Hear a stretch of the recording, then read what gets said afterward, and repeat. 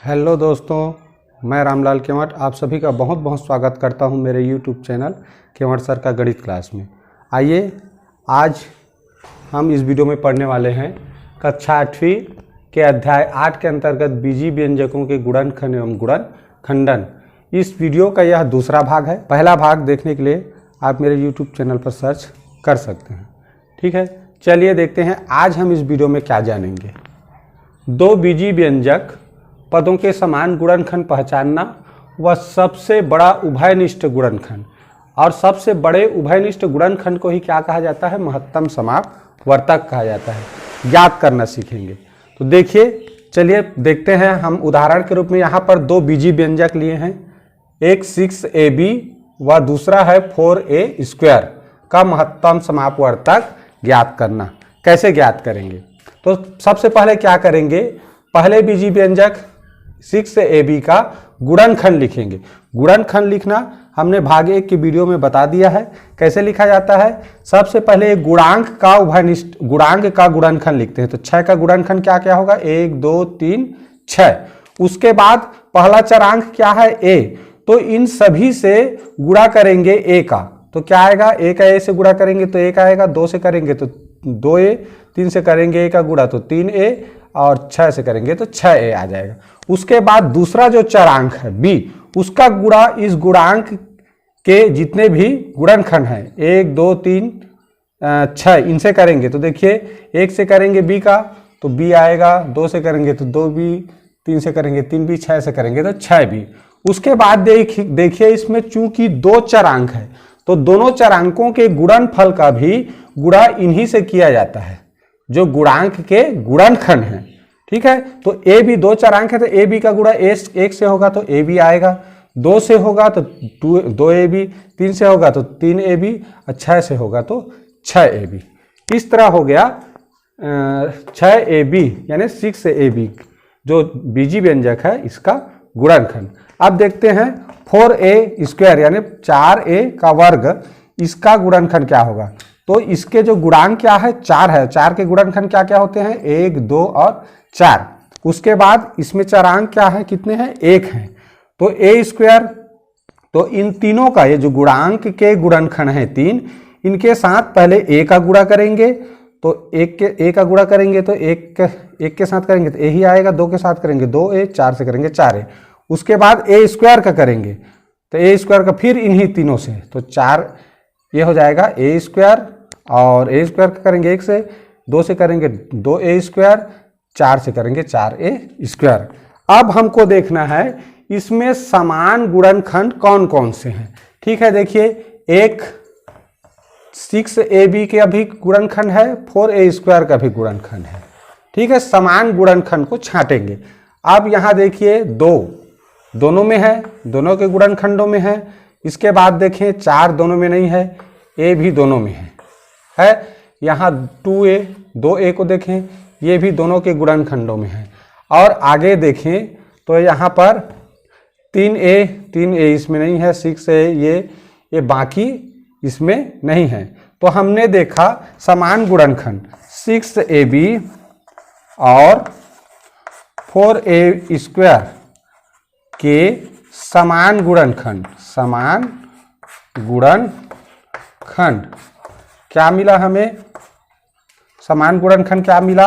1 मिला, 2 मिला, और क्या मिला? a मिला और 2a मिला। अब मैं कहूं कि इनमें सबसे बड़ा गुणनखंड कौन सा है? ठीक है, हमने अभी क्या लिखा? 6ab और 4a² जो बीजीय व्यंजक है इसके उभयनिष्ठ, क्या बोलते हैं इसको? उभयनिष्ठ। उभयनिष्ठ का मतलब होता है दोनों में उपस्थित होना। ठीक है, उभय माने 2 होता है या सब में, तो सभी में निष्ठ माने उपस्थित होना, रहना। तो 6ab और 4a² ये दो बीजीय व्यंजक है, इनके गुणनखंड लिखे गए हैं। तो दोनों के जो गुणनखंड में उपस्थित है ऐसा गुणनखंड को हमने यहाँ पर लिखा। तो उभयनिष्ठ समान गुणनखंड को हमने क्या किया? यहाँ लिखा। तो मैं पूछूं कि इनमें सबसे बड़ा गुणनखंड कौन सा है? तो जो सबसे बाद में मिला, सबसे लास्ट में मिला, वही क्या है? सबसे बड़ा गुणनखंड होता है। तो सबसे लास्ट में कौन मिला? सबसे शुरू में तो 1 मिला और सबसे लास्ट में 2a मिला। अतः 6ab और 4a² का महत्तम समापवर्तक बराबर होगा 2a। इसी को बोलते हैं सबसे बड़े उभयनिष्ठ को ही बोला जाता है महत्तम समापवर्तक। देखिए कोष्टक में यहाँ लिख कर भी रखे हैं कि सबसे बड़ा उभयनिष्ठ गुणनखंड को बोला जाता है महत्तम समापवर्तक। तो यहाँ पर जो दो बीजी व्यंजक के पद हैं 6ab और 4a², इसका सबसे पहले हमने क्या किया, गुणनखंड लिखे। गुणनखंड लिखने के बाद समान गुणनखंडों को गोला लगाकर चिन्हांकित किया। इसके बाद हमने दोनों बीजी व्यंजक के उभयनिष्ठ समान गुणनखंड, उभयनिष्ठ माने दोनों में जो उपस्थित गुणनखंड है, समान गुणनखंड, एक जैसा, समान माने एक जैसे गुणनखंड है, उनको क्रम से लिखेंगे। इसके बाद देखेंगे कि इसमें सबसे बड़ा गुणनखंड कौन है, तो सबसे जो अंतिम में आता है वही सबसे बड़ा गुणनखंड होता है। इस तरह हमें 6ab और 4a² का महत्तम समापवर्तक यानी कि उस सबसे बड़ा उभयनिष्ठ गुणनखंड क्या मिला, 2a। अब से आगे हम सब महत्तम समापवर्तक शब्द यूज करेंगे, सबसे बड़ा उभयनिष्ठ गुणनखंड शब्द नहीं, गुणनखंड शब्द का उपयोग नहीं करेंगे।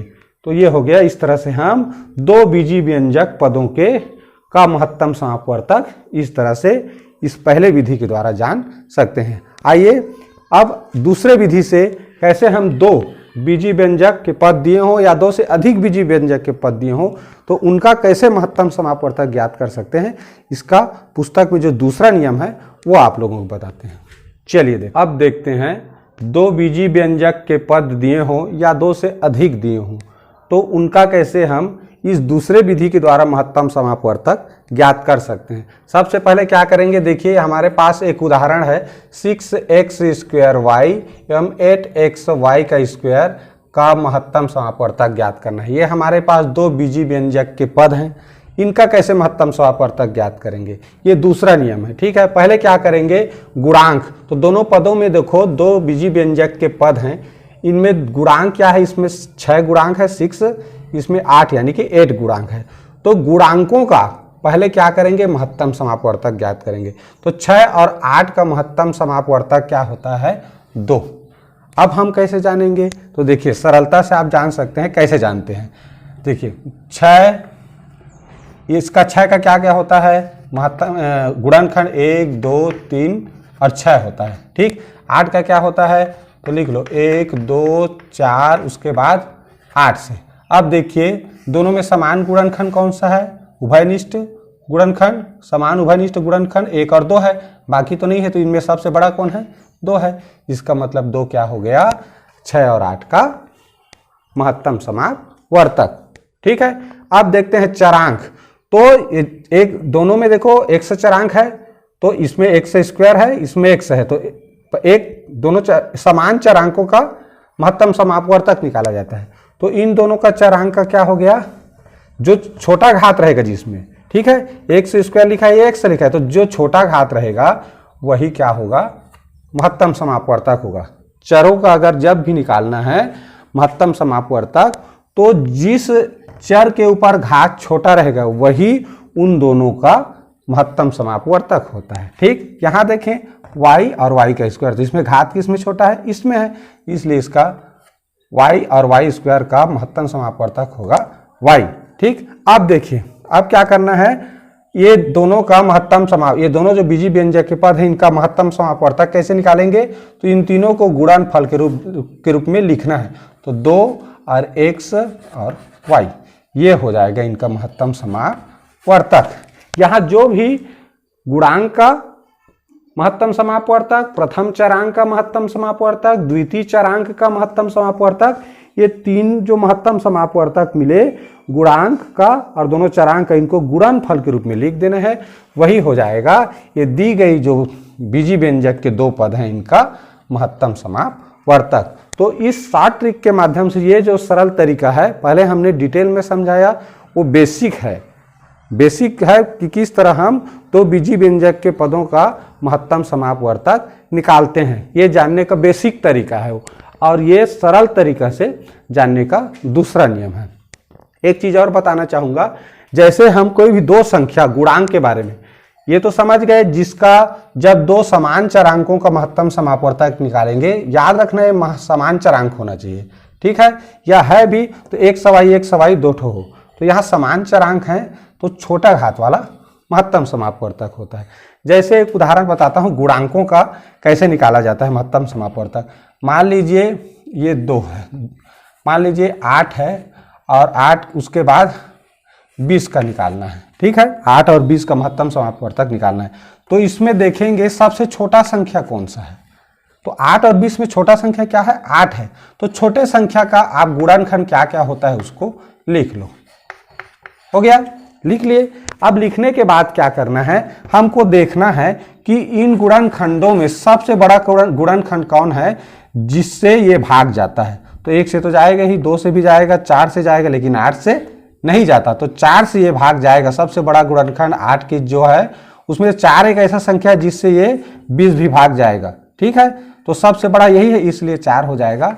8 व 20 का महत्तम समापवर्तक बराबर 4 होगा, ठीक। तो इस तरह जब भी 2 संख्या का या 3 संख्या का महत्तम समापवर्तक जानना है तो उसमें से सबसे छोटे संख्या का उसके गुणनखंडों को लिख दो। अब उसमें देखो उन गुणनखंडों में सबसे बड़ी संख्या कौन सा है जिससे जो शेष 2 संख्या या एक संख्या भाग जाता हो, तो वही वो जो छोटा संख्या है वो उन सभी का 2 या 3 जो संख्या लिखे रहेंगे उसका महत्तम समापवर्तक होता है।